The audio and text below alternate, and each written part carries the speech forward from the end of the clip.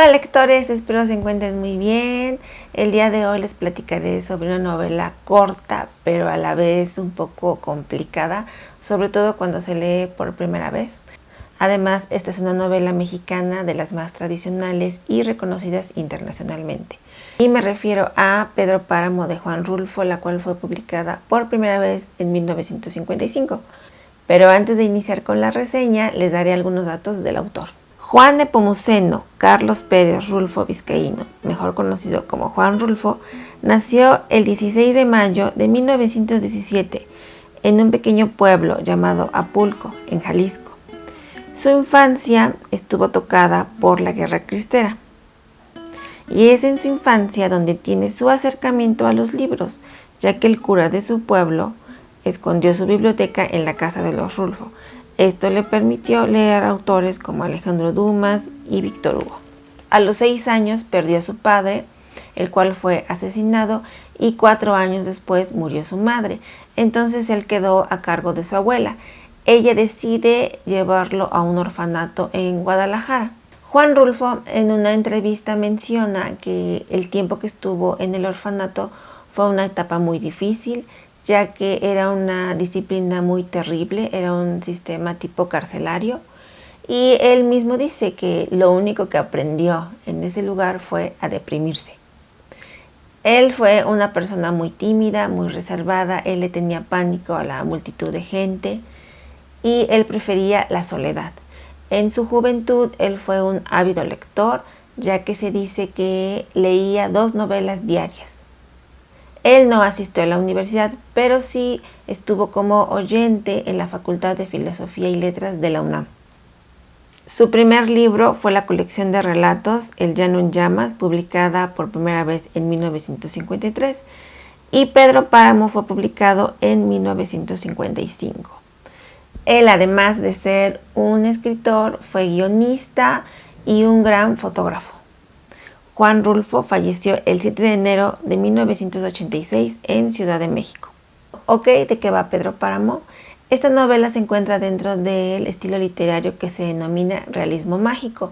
En el realismo mágico se presentan hechos sobrenaturales o mágicos que son vistos de una manera muy normal, interactúan con los hechos diarios y se ven normales. Por ejemplo, el hablar con fantasmas o algunas situaciones sobrenaturales se ven de lo más normal. Otros autores que manejan el realismo mágico son, por ejemplo, Gabriel García Márquez en Cien años de soledad o Isabel Allende en La casa de los espíritus. La novela inicia cuando Juan Preciado se encuentra con su madre, la cual está en su lecho de muerte. Ella le dice que por favor le jure que va a ir a buscar a su padre, que es Pedro Páramo, que va a ir a Comala y que le va a exigir lo que nunca les dio. En este caso fue atención, tiempo, cariño. En ese momento Juan Preciado le dice a su mamá que sí, que va a ir, que va a cumplir esa promesa. Después de que muere su mamá, él como que no tiene muchas ganas de ir, pero de repente le entra la ilusión y decide ir a Comala a buscar a Pedro Páramo. Cuando se dirige Juan Preciado hacia Comala, se encuentra con un caminante. Él le dice que también es hijo de Pedro Páramo y le dice algunas cosas que hacen suponer desde ese momento que Pedro Páramo no era una buena persona, ¿no? Porque dice que tuvo muchos hijos mal paridos en el petate mientras él se daba la gran vida y que él es un viejo rencor. Continúan su camino, llegan a Comala y ve que el pueblo ya está abandonado. De hecho, se siente un calor tremendo. Comala es un lugar que arde, que es demasiado caliente. Incluso cuando la gente muere y va al infierno, termina subiendo por su sábana para taparse del frío.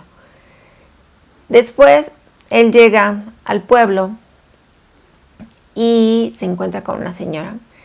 Y le dice algo muy extraño, le dice que ella sabía que iba a llegar, que su madre le dijo. Entonces Juan Preciado así como que, ¿cómo es posible que mi mamá te haya dicho que yo iba a venir, ¿no?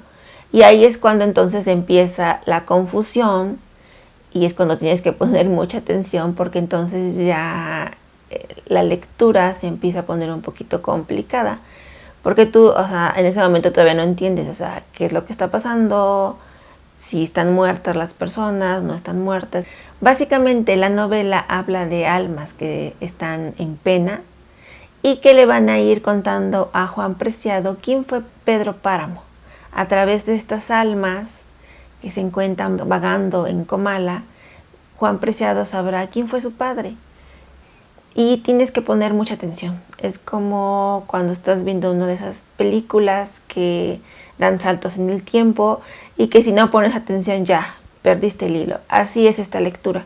Básicamente vamos a ir descubriendo junto con Juan Preciado cómo era Pedro Páramo. En este caso, Pedro Páramo se terminó convirtiendo en el cacique, en el mandamás de Comala. Él es el que mandaba ahí, pero nunca vio por el pueblo, nunca se interesó porque la gente progresara, porque los demás progresaran. Él todo lo manejó, todo lo hizo a su conveniencia, y también su hijo, Miguel Páramo, él y Miguel Páramo no eran buenas personas. Entonces, este libro básicamente es una crítica a esa parte, a ese personaje del cacique que no le hizo bien a los pueblos, y también es una crítica hacia la revolución. Y en algunas partes también critican a la iglesia, esos padres que solamente daban el perdón a unos cuantos y a cambio de dinero. El mismo autor indica que para poder apreciar y entender bien esta obra es necesario leerlo unas 2 o 3 veces. Y hasta aquí la reseña, espero les haya agradado. Si ya leyeron Pedro Páramo, me gustaría que dejaran algún comentario y cuál fue la parte que más les agradó. Hasta la próxima.